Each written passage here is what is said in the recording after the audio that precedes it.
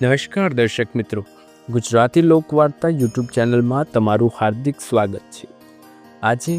આજે આપણે આ વિડીયોમાં જાણીશું અંજની પુત્ર ભગવાન હનુમાનનું સંપૂર્ણ જીવન અને સાળંગપુર મંદિરનો ઇતિહાસ, દિવ્ય જન્મ અને રહસ્યમય શરૂઆત।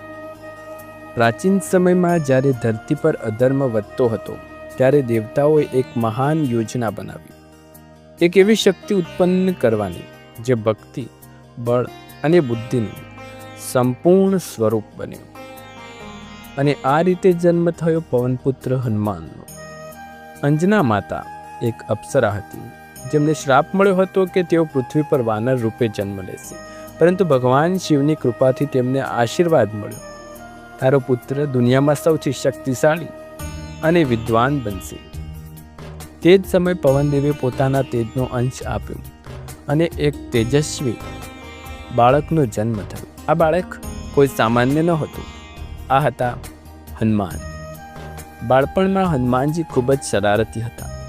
એક દિવસ તેમને આકાશમાં ઉગતું સૂર્ય જોયું અને તેને લાલ ફળ સમજીને તેને ખાવા માટે ઉડી ગયા।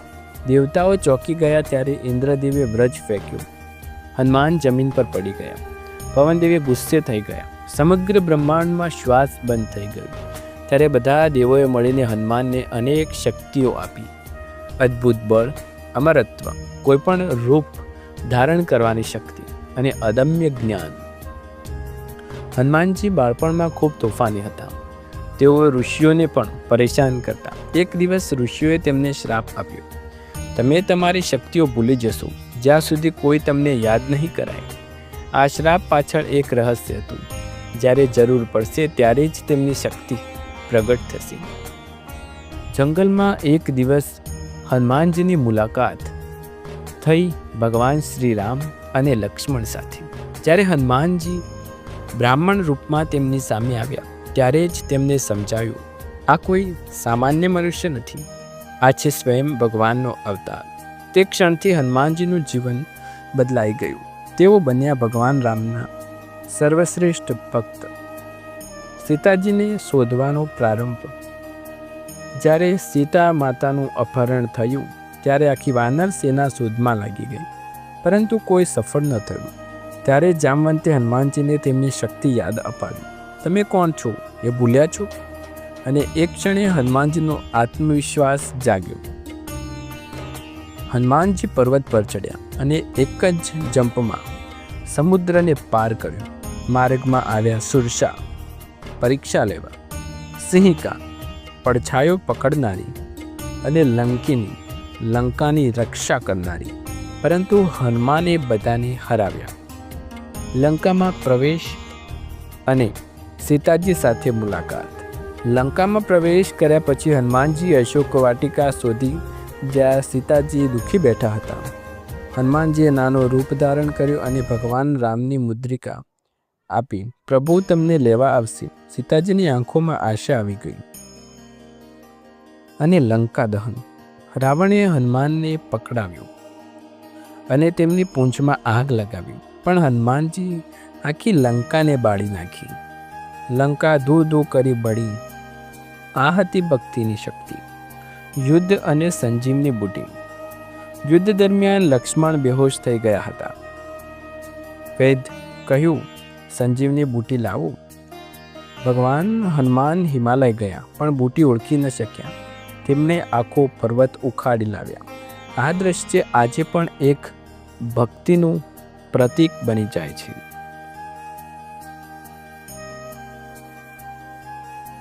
સાળંગપુર હનુમાનજીનું મંદિર ગુજરાતની ધરતી પર એક એવું સ્થાન છે જ્યાં વિજ્ઞાન પણ ક્યારેક મૌન થઈ જાય છે, જ્યાં હજારો લોકો આવે છે, પરંતુ તેઓ ફક્ત દર્શન કરવા નથી આવતા, તેઓ આવે છે પોતાના દુઃખથી મુક્તિ મેળવવા।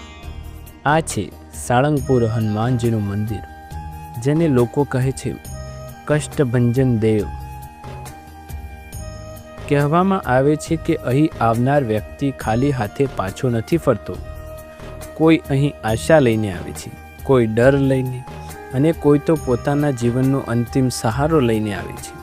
પણ એક સવાલ, શું આ માત્ર વિશ્વાસ છે કે ખરેખર અહીં કંઈક અદ્ભુત શક્તિ વસે છે? આ મંદિરની શરૂઆત થાય છે એક મહાન સંતથી, સદગુરુ ગોપાળાનંદ સ્વામી, જે હતા સ્વામિનારાયણ ભગવાનના પરમ શિષ્ય. તે સમય હતો જ્યારે સમાજમાં અંધશ્રદ્ધા, ડર અને દુઃખ વધતું હતું, અને ત્યારે ગોપાળાનંદ સ્વામીએ એક સંકલ્પ લીધો: હું આ ધરતી પર એક એવી શક્તિ સ્થાપિત કરીશ જે લોકોના તમામ કષ્ટ દૂર કરશે. મંદિર તૈયાર થયું, પરંતુ હજુ કંઈક બાકી હતું. હનુમાનજીની મૂર્તિ, એક સુંદર મૂર્તિ બનાવવામાં આવી, પરંતુ તેમાં પ્રાણ નહોતા. અને પછી એવો ક્ષણ આવ્યો. ગોપાળાનંદ સ્વામીએ પોતાના દંડથી મૂર્તિને સ્પર્શ કર્યો અને અચાનક સમગ્ર વાતાવરણ બદલાઈ ગયું.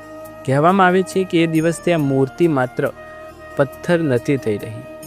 આ એક જીવંત શક્તિ સ્વયં ભગવાન હનુમાનજી છે. સમય પસાર થયો, પણ એક વાત સતત વધતી ગઈ. લોકોના અનુભવ.